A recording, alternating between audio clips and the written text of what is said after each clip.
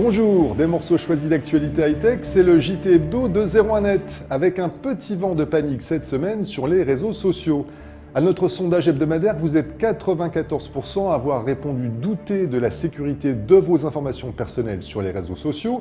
Eh bien, l'actualité vient de vous donner raison. LinkedIn, le réseau social à tendance professionnelle, s'est fait épingler pour son indiscrétion, explications et mesures préventives.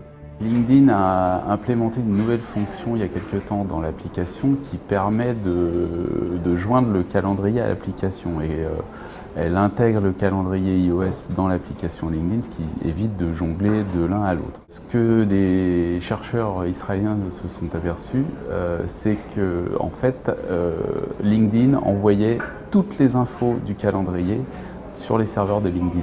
Donc en fait, toutes vos informations contenues dans le calendrier sont entre guillemets dérobées et envoyées sur les serveurs de LinkedIn. On ne sait pas pourquoi ils s'en servent.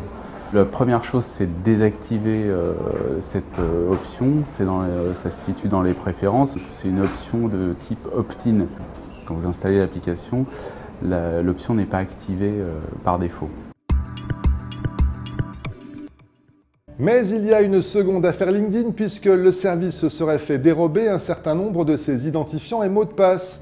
Le problème s'étendrait même à d'autres sites utilisant la même technologie d'identification comme Last.fm, concurrent de Deezer.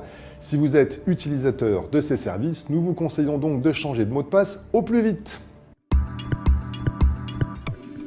Comment rendre sexy un processeur graphique ? Pour faire rêver les joueurs, Nvidia en 2002 avait créé The Dawn, une créature en images de synthèse qui démontrait les performances de calcul de son processeur de l'époque. 10 ans plus tard, la petite elfe vient de refaire surface cette semaine pour vanter la nouvelle GeForce GTX 680. Elle a gagné 40 000 cheveux et un environnement entièrement en 3D composé de 4 millions de triangles avec une ribambelle d'effets. Mais contre toute attente, ce que les gamers attendent maintenant sur les forums en termes d'évolution, c'est que la petite dame ait les cheveux longs. Aux internationaux de Roland-Garros qui s'achèvent ce week-end, il a aussi été question de techno.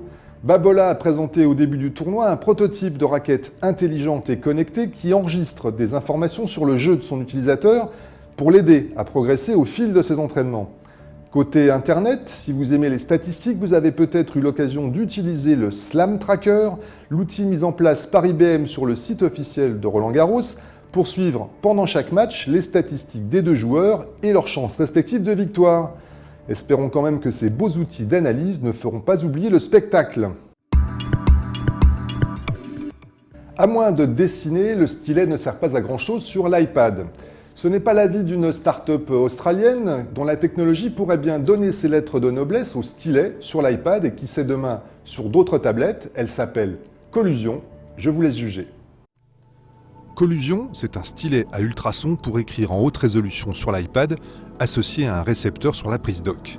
Avec en plus une application et un service de cloud computing. Car Collusion ne se contente pas d'écrire plus vite, plus petit et plus fin que n'importe quel autre auparavant, son appli synchronise en temps réel dans le nuage tout ce qui est saisi sur l'écran. De quoi travailler en direct à plusieurs et de façon collaborative à différents projets. La jeune start-up vise aussi bien les étudiants que toutes sortes de professionnels avec ce stylet qu'elle espère vendre entre 100 et 150 $, quand elle aura fini de récolter sur Internet, grâce au business angel Kickstarter, les fonds qui lui manquent. Alors, à bon entendeur,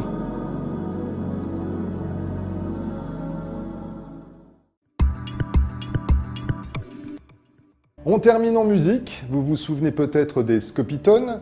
Mis à part des couleurs un peu moins jaunies et une mise en scène un peu plus musclée, les clips vidéo avaient assez peu évolué depuis les années 60, jusqu'à aujourd'hui. Grâce au numérique et à Internet, les clips deviennent enfin interactifs, et ce, de différentes façons. Regardez. Un drôle de clip avec plein de fenêtres, un coureur de fond et les rues du quartier dont vous aviez saisi l'adresse. Grâce aux images de Street View et Google Maps, les Canadiens de The Arcade Fire avaient ouvert la voie en 2010 avec une vidéo en HTML5. 2 ans plus tard, les clips veulent être interactifs et de tous les côtés dans Look Around des Red Hot Chili Peppers. Vous naviguez à droite ou à gauche dans les 4 pièces d'un appartement en zoomant, avec en prime des diaporamas cachés dans des objets cliquables. C'est vous qui faites la mise en scène. Autre genre pour les petits Français de Think Tank. Dans Give It To Me, vous êtes invité à choisir, au fil du clip, le sort qui sera réservé à différents stéréotypes de la gente masculine. Les tuer ou pas? Les résultats diffèrent, mais la fin de l'histoire reste toujours la même. Plus poétique enfin, l'interactivité du titre White Doves du groupe canadien Young Empires. Saisissez le nom d'un de vos amis Facebook pour que ces photos de profil s'intègrent subtilement dans la vidéo. C'est magique.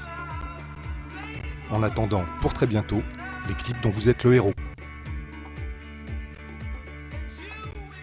C'est la fin de cette édition. D'autres informations en détail, ainsi que nos tests produits en vidéo sur 01net. Rendez-vous la semaine prochaine.